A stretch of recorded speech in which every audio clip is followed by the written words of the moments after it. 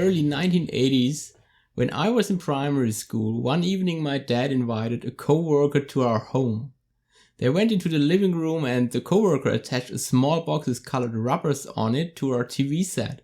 As I was just a little boy and as the TV set now was occupied, I just walked out of the room.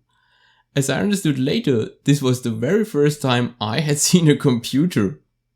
Some years later, I was in 5th grade. I got to see that strange box again. My sister attended a computer class in high school and she asked my dad for some coaching. There was a small TV set in my room, so he came back with that box and attached that rubber thing to my TV set. This time my interest was much higher, as now it was my TV set that was occupied. My dad put a power plug in and immediately, yes actually, there is nothing like booting or something these days, the TV set came to life.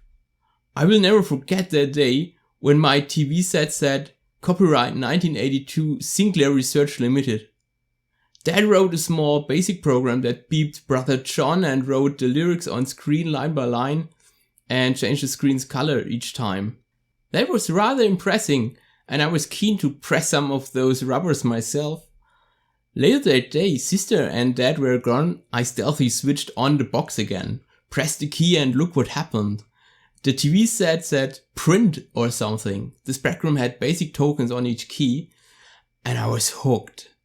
I wanted to do more with that thing.